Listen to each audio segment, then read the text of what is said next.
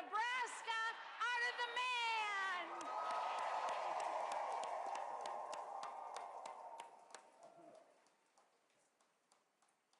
My name is Gwen, and I am so proud to be on Team Harris Walz.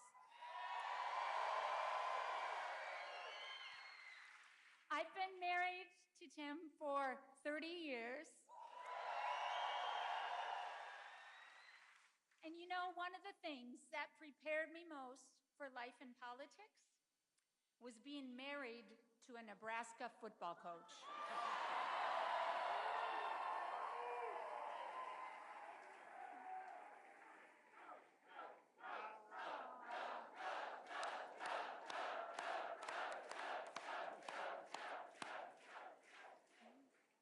And I can't think of a better team than Kamala and Tim.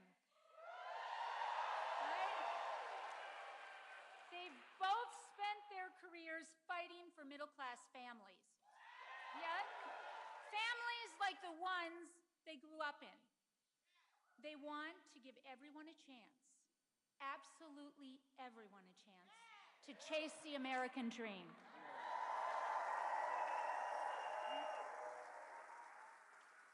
Together, Kamala and Tim will fight for a future that all of our children deserve. All.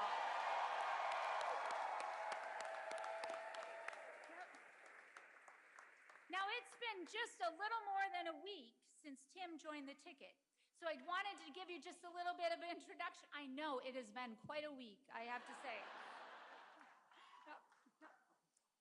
Like all of you, I wear a lot of different hats, or in my case, a lot of different shoes.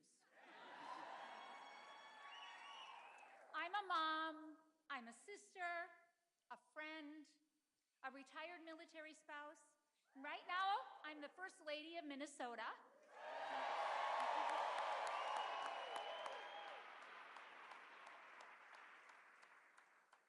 But for much of my life, I've been a teacher.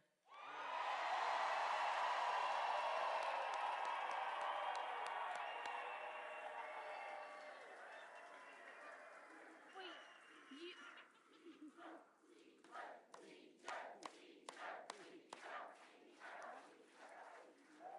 So I was going to ask this question, but I think you might have answered it, but I'm asking it anyway. Are there any teachers here today?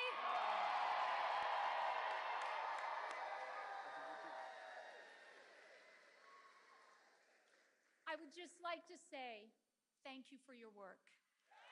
Yep. Sincerely. Yes! Now that's how Tim and I first met. We were both teaching in Nebraska. Yep.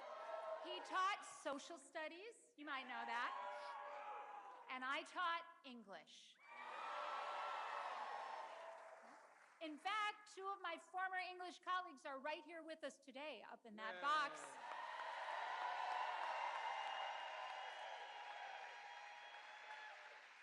Now, Tim and I even shared a classroom. It was the old choir room, and in the school, they were short on room, so they just put a divider right down the middle. And it was thin. So his class was always just a little louder and a little more boisterous. That's right, isn't it, Aubrey? Yes, it is. Yes, it is. There was just so much energy in that classroom. But what I knew is that Tim and I shared a belief that education can be transformative.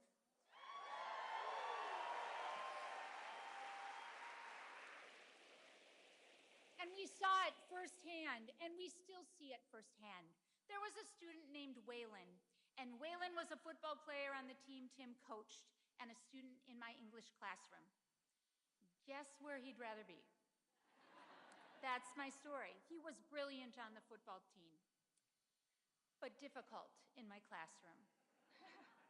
I soon learned that Waylon was reading way below grade level, and he was acting out, and that was actually an attempt to hide that from his peers and from me. So I asked Coach Walz to huddle with me and make a plan. We asked Waylon to stop by my classroom for a few minutes, and I told him that a student who was failing a core class could not participate in school, or in football. That was a school rule. And I had a plan, and Coach Walz was on board. And Waylon said, okay, what is it? And I said, Waylon, if you would come in for tutoring several times a week, before school, lunch, whenever we could make it work, you can keep playing football, but you have to come to tutoring and you have to make progress. He agreed and he worked hard. I started seeing some of that hard work from the football field in my classroom.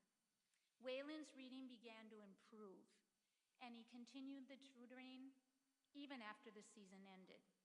We never discussed it, though we just kept reading. And Tim would often cross that thin divider in our classroom to read with Waylon and to cheer him on. And at the end of the year, Waylon had confidence in himself, both on and off the field.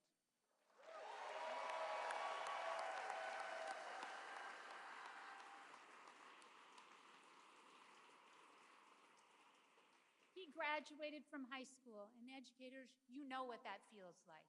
You know what that feels like. It is what we live for. And he had a shot to succeed. He had a chance. One of the things I love most about Tim is that he believes so strongly that every student, every child deserves a chance to get ahead.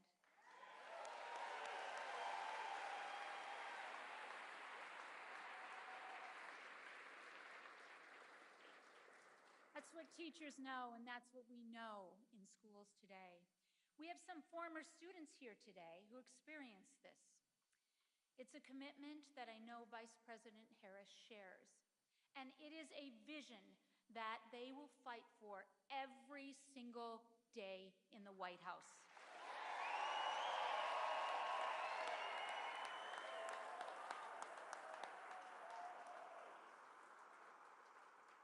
So as we, you and I and Aubrey and Nebraska, Congressional District 2, as we build the future for our children, let's be proud of that and let's take pride in our work.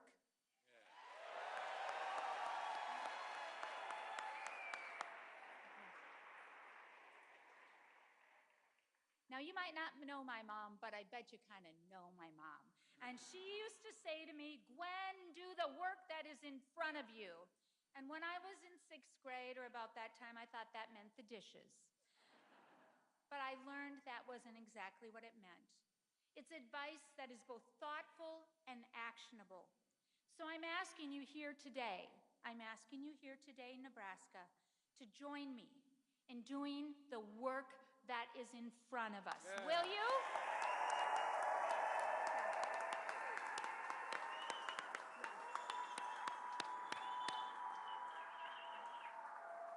Let's do that work in front of us. Let's volunteer.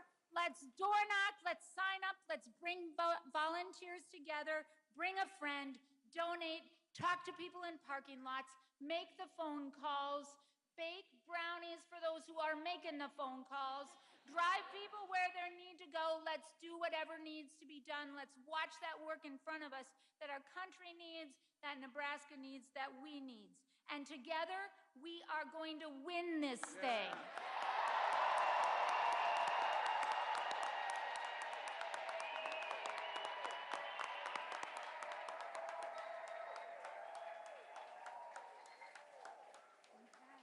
Let's win this. Now it's my honor to introduce someone very special, someone who spent time on both sides of that divider in our classrooms. Aubrey Herman Faustman had Mr. Walz for geography and me for English. Right? Yes. Checking. She was a standout student, of course, and she was on the cheer team. So she, along with all of my speech kids, was one of, right, speech kids? Where are you? Yeah. She was one of the few who could call me Coach Walz. Yeah.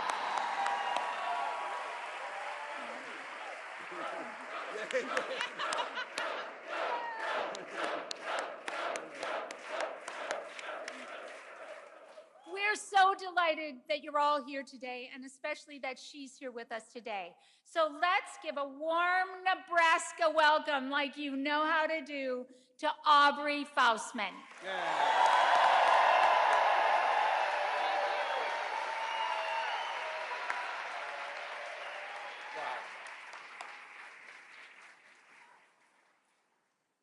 Thank you so much, First Lady Walz. Hey, Nebraska!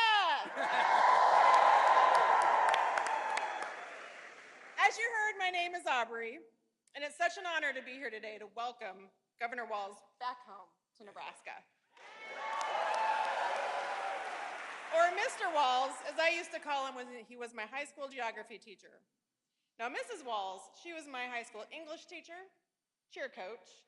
She helped me raise that pesky ACT score. And she was also my speech and debate coach, which I think is part of the reason I'm able to stand here right now and talk to all of you. As a teacher, Mr. Walz really challenged us as his students. He was incredibly supportive, understanding with all of us. His humor and excitement kept us engaged. That same energy and enthusiasm you're seeing right now from him out on the campaign trail is exactly how he was with us in the classroom almost every day.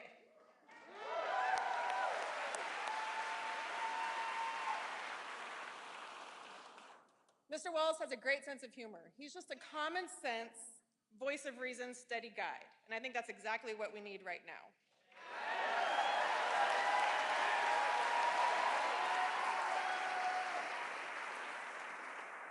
I remember that feeling when you would walk into his classroom. It didn't really matter what had happened earlier on in the day, if you'd had a good day, a bad day.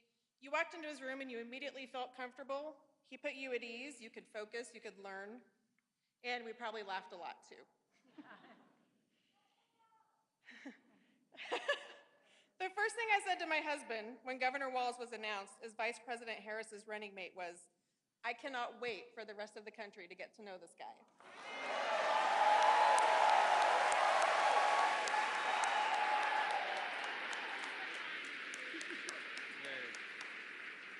Because what they're going to see is just a good, decent human being who's committed to giving back to his community.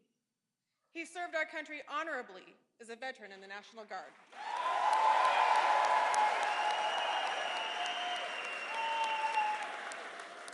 He's never forgotten his small-town roots and has advocated for working families while being in Congress.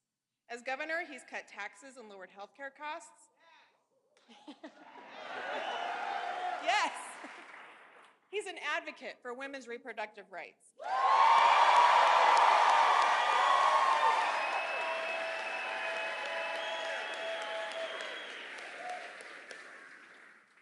And he has given hope to so many who want to grow their own families.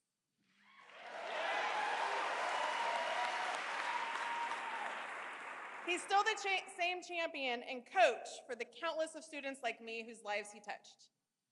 Mr. and Mrs. Walz are good people who've committed their lives to giving back to their communities. We see that now with the incredible job he's done as the governor of Minnesota, where he has an impressive record of delivering for middle-class families like the one he grew up in.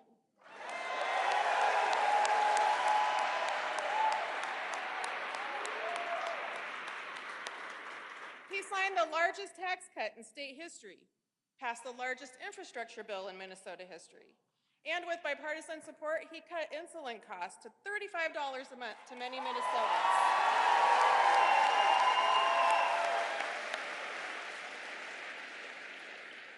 And as a father whose daughter was born thanks to fertility treatments, he knows how critical reproductive health care is.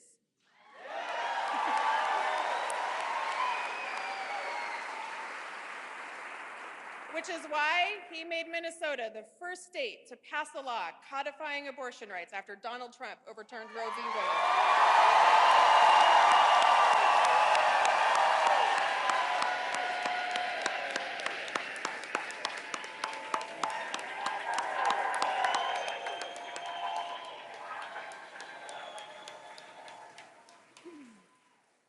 Governor Walz is fighting for the future. He couldn't be more different than Donald Trump and JD Vance, and who are only focused to dragging us into the past. He's the perfect partner for Vice President Kamala Harris, And they are ready to take Donald Trump and beat him once and for all.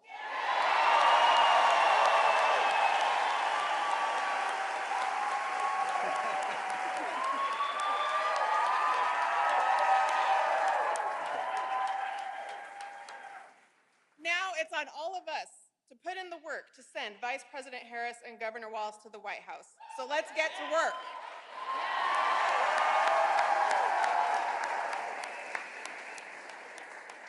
And with that, please join me in welcoming the next Vice President of the United States, Governor Tim Walz.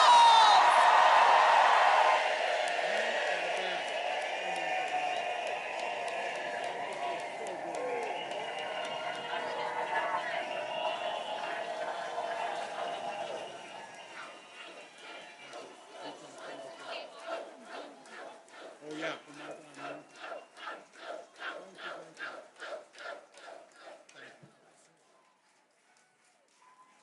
Wow.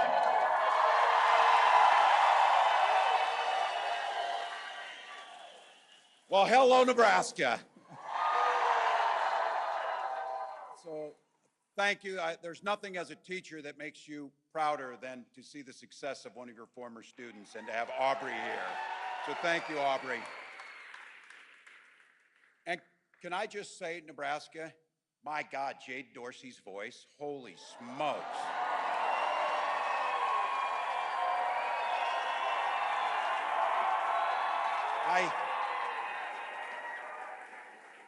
I don't want to get ahead of ourselves, but maybe she will need to do something in January too. So.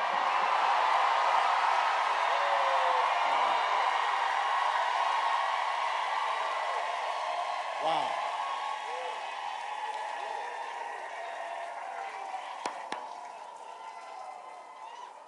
Wow. Special thank you to somebody who's been a friend of mine for a long time, who does the hard work to make these types of things happen, the Nebraska Democratic Party Chair, Jane Clabb.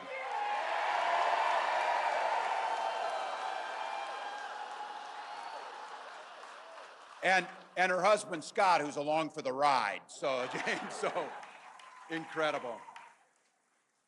Look, it's incredible. You saw it here. It's great. Someone I've gotten an opportunity to know, the person who's going to be your congressman come January, Tony Vargas. So.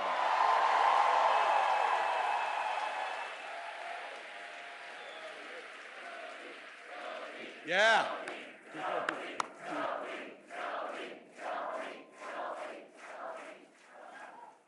And anybody willing to put themselves out there and run, I have to tell you, take a hard look at Preston Love. We need somebody who's listening to you. Take a hard look.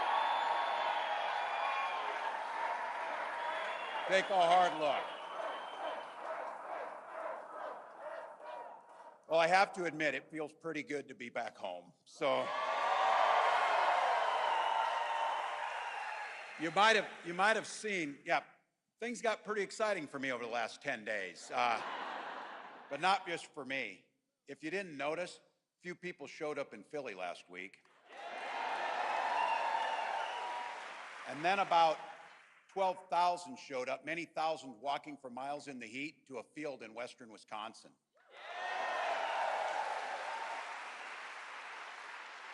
Then at that time, the largest rally of the campaign showed up in Detroit, Michigan.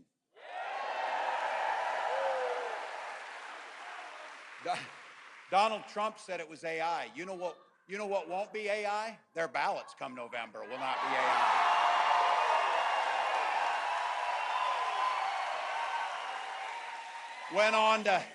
Went on to Arizona to have the largest rally that we're told, the largest rally in Arizona history was there.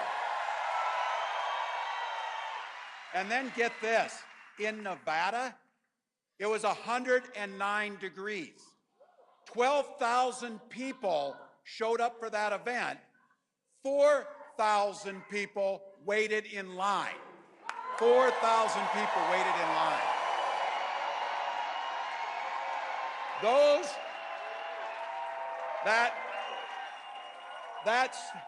That state organizer named Shelby, they didn't just show up at a rally like this. 5,000 of them signed up to door knock, to phone bank, and to do the work.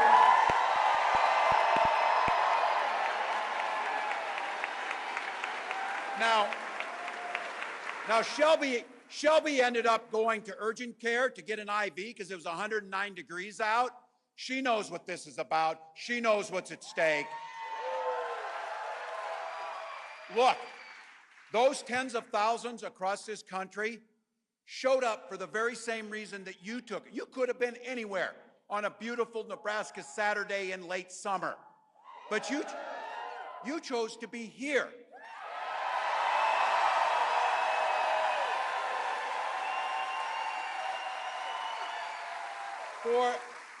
For the most beautiful and simple reason: you love this country.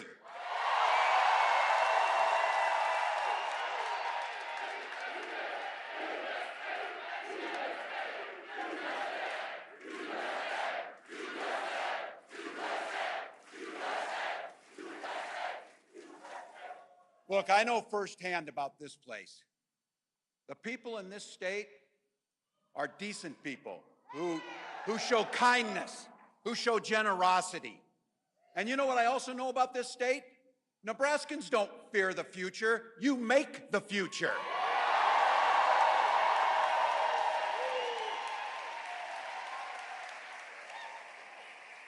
And I know it personally.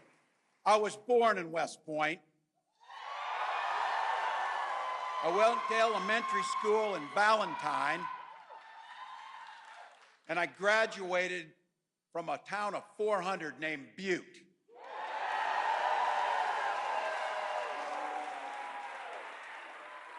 I had 24 classmates. Some of them are here today.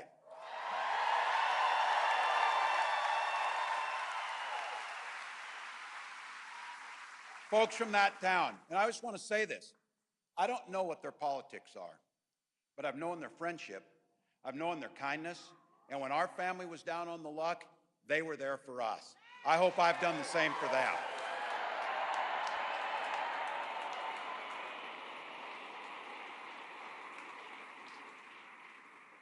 I wouldn't trade growing up in that town for anything in the world. Spent my summers worked with them working on the farms. I graduated from Chadron State College.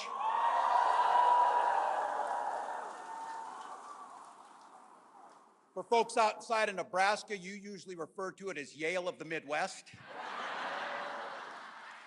And I taught school in Alliance.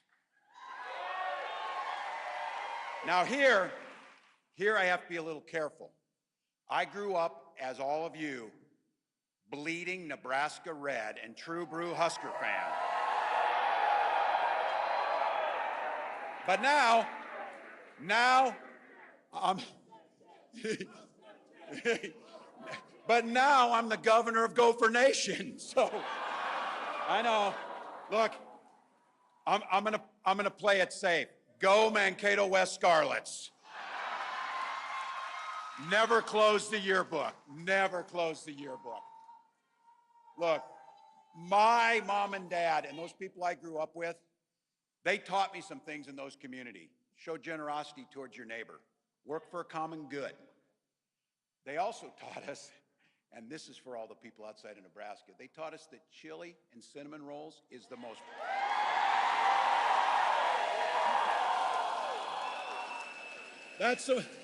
That is the most perfect culinary combination in the country. Look, right now, I couldn't be prouder to be on this ticket to help make Kamala Harris the next president of the United States.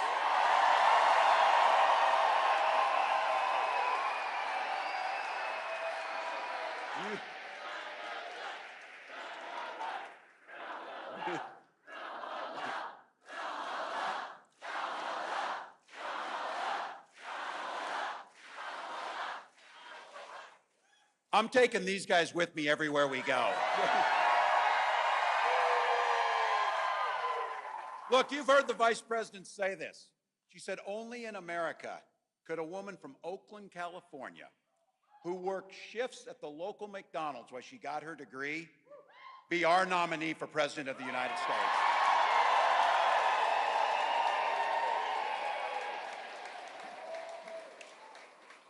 When I heard the McDonald's story about work, that she's worked at McDonald's, like so many of us growing up, took jobs to get by. The funny thing to me is, can you picture Donald Trump working the McFlurry machine? Oh, he knows us. He knows us. He couldn't work the McFlurry machine. Many of you in here did. But I have to tell you, from her first day as a prosecutor, and then as a district attorney, and then as the Attorney General of the state of California, a United States Senator, and our Vice President,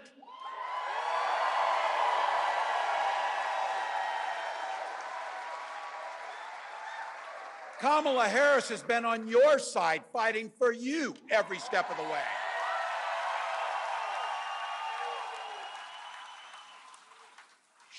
She's the one who took on the predators and the fraudsters. She's the one that took on the transnational gangs. She's the one who stood up against corporate greed. And she never hesitated to work across the aisle if it was right for the American people.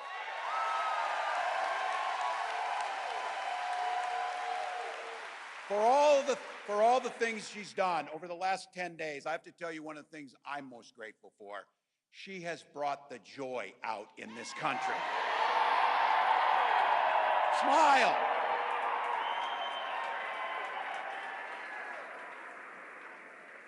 As the First Lady said, you can do the work in front of you, and hard work is good work, but you can do it joyfully. You can do it with decency. You can do it with kindness.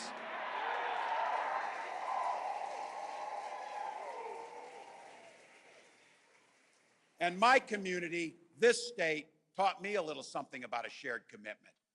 My dad served in the Army during the Korean War. With his encouragement, 2 days after I turned 17, I went and raised my hand and joined the Nebraska Army National Guard.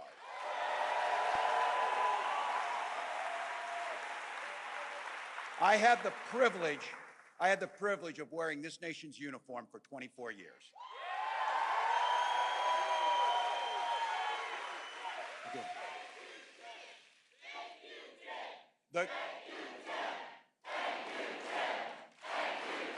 Thank you all. And I'll tell you, the Guard gave me a lot. The Guard gave me purpose. It gave me the strength of a shared commitment, something bigger and greater than just ourselves. And just as it did for my dad and millions of others, it gave me the GI Bill and a shot at a college education.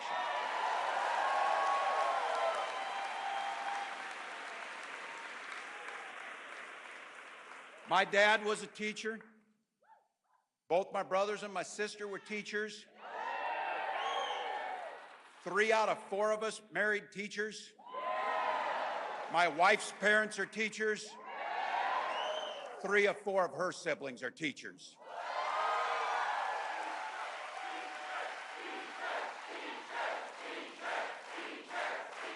Thank you all.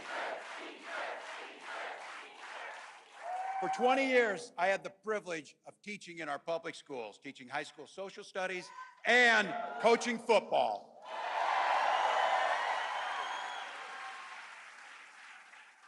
To a state championship, too, so. But it was my students and my players who really inspired me to run for office.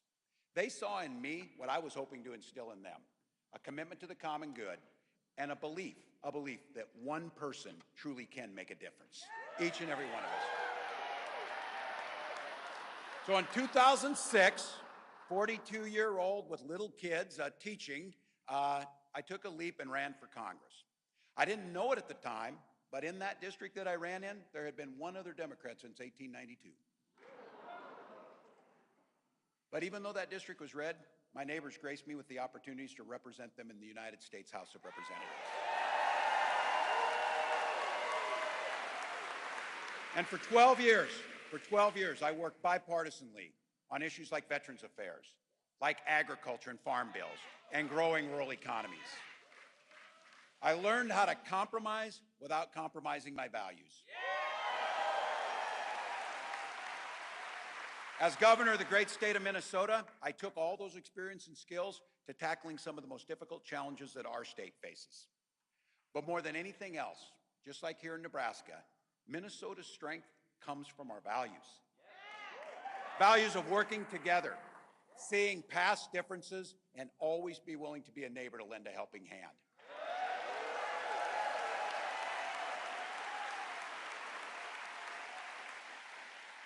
Those are the values I learned out in Valentine. Those are the values that I learned out in Butte. Those are the values I learned with these people who are here, that I tried to instill in my students, that I took to the United States Capitol and took to our state capitol. Now it's time for Vice President Harris and I, as we're running on these values, let's take them to the White House. Let's take them to the White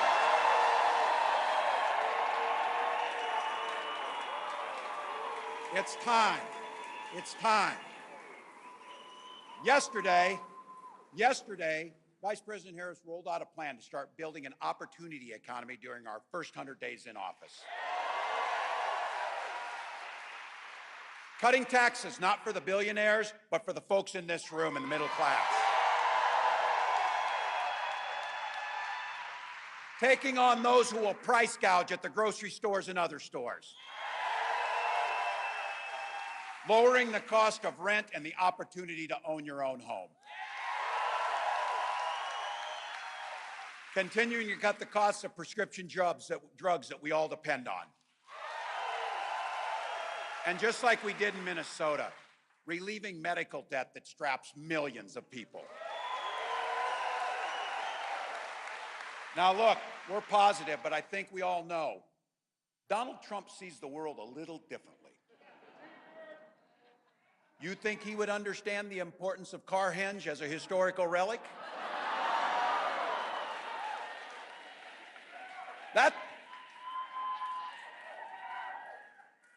The British made a replica of it out of stone. It's so important, so just so we know.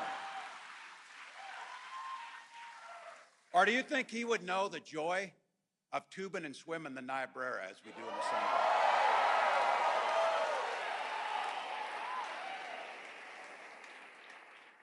And this one's for the gray hairs in this room. You think that guy could understand the pure joy of pre-gaming at sidetracks before a Husker Sooner game?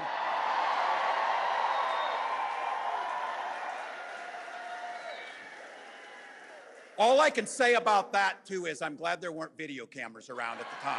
So we've been there. Look, in Nebraska, you got a slogan here. Nebraska, it's not for everyone. Well, it sure ain't for Donald Trump, I'll tell you that.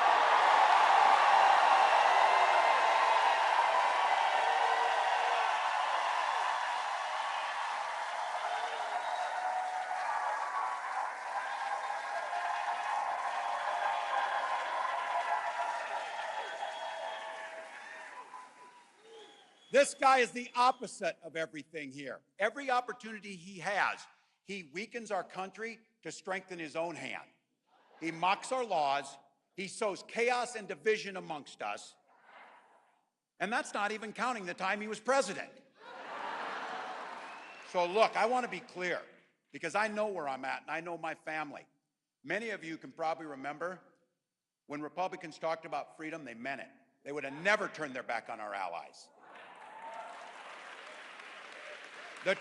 The traditional Republican Party before Donald Trump contributed much to this state and this great nation. But he's not that. Today, when they talk about freedom, they mean the government should be free to invade your exam room. Or that corporations should be free to pollute the air and water. Banks should be free to take advantage of the least fortunate. Look, in Minnesota, we respect our neighbors and their personal choices.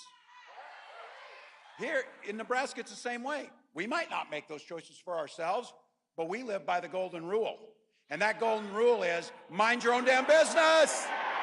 Mind your own damn business.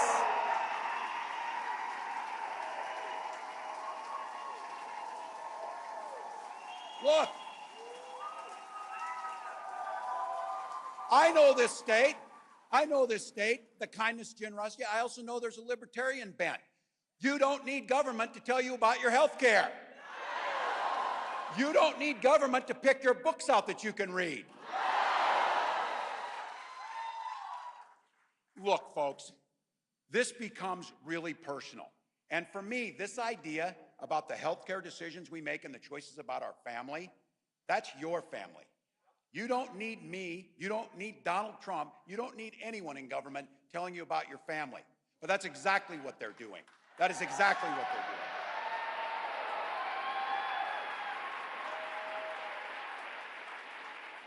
doing. If you're an old school libertarian Republican Nebraskan, this is the ticket for you. This is the ticket for you.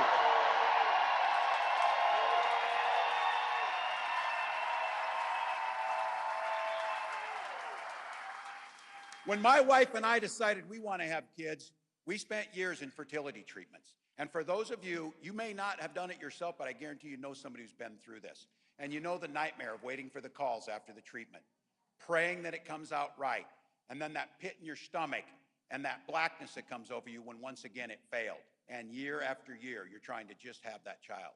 So you better be sure to know it wasn't by chance. When we finally got the news that we were pregnant, and when our first child, our daughter, was born, we named her Hope. We named her Hope.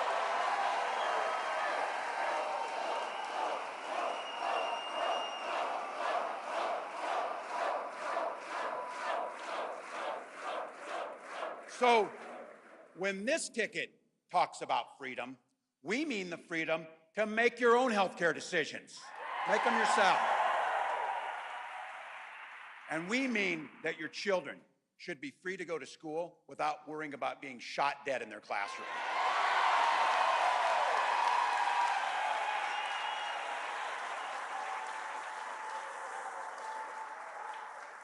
Freedom is when education is a ticket to the middle class, not crippling student loan debt.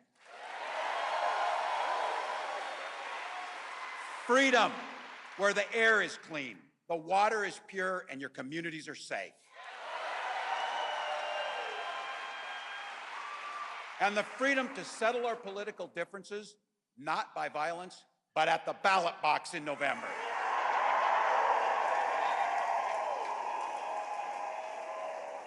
That's what this is about. That's how simple this is. What direction are we going to go in? Donald Trump, he wants to take us backwards to a time where people didn't have that voice. We're not going back. We're not going back.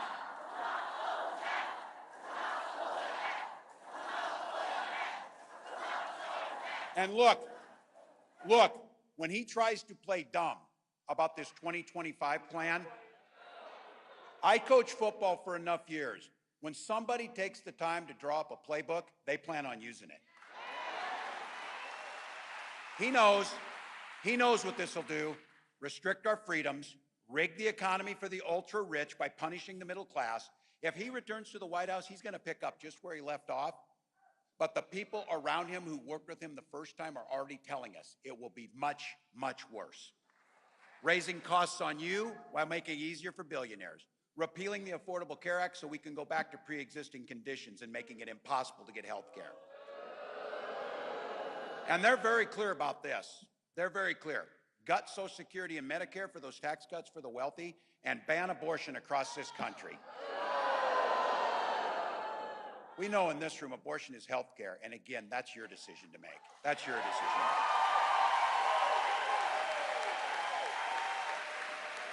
to make.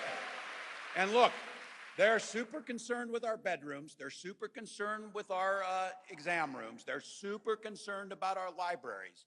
And I have to tell you, yeah, when they make decisions about your health care, yes, it's weird, but it's worse than that. It's dangerous. When they try and cut Social Security for our seniors like my mom who've earned it, that's not just weird, it's cruel. And when they try, which they did and will again, when they try to overturn fair elections, that's not just weird, that's un-American. That is un-American.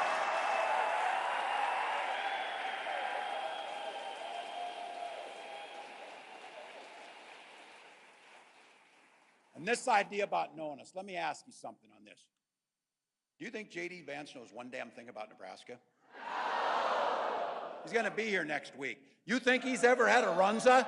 You think he's ever had a runza? that guy would call it a hot pocket. You know it. Every one of you in here know it. A damn hot pocket. Now look, he wrote a memoir at the ripe old age of 31. And he claimed to be an expert on middle America. All the while trashing and denigrating the very community he was raised in.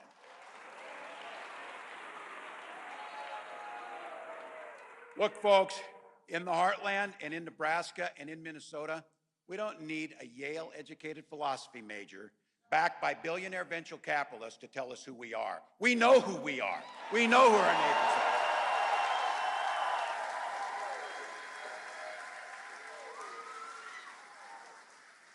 Well, I don't know about all of you. It's time to put these guys in the rearview mirror. Let's end this. It's time to put them in there. Say it with me. You know it's true. We are not going back to that. We are not going back to that. We're not going back.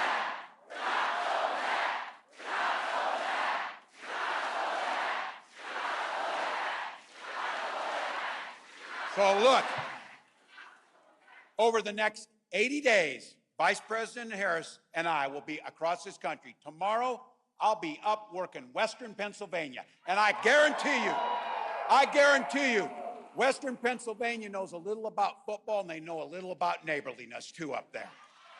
So we got 80 days, people. That's easy. And as I've been saying, I'm gonna ask you this. 80 days, work hard. We can sleep when we're dead. We can sleep when we're dead. Not now, not now. We can do this. We need each and every one of you. We do nothing alone. We need you on the team. On November 5th, I want to be at the end of that day when the ballots close across this country. I want to know, and you want to know, we left it all on the field. We left it all on the field.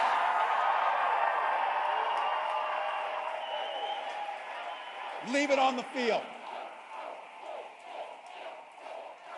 Because each and every one of you believe exactly what Kamala Harris believes. We believe in the promise of America. We just have to fight. We just have to fight for it. Because as the next president of the United States says, she says it often, when we fight, we win. When we fight, we win. When we fight, we win. Thank you, Nebraska. Let's go.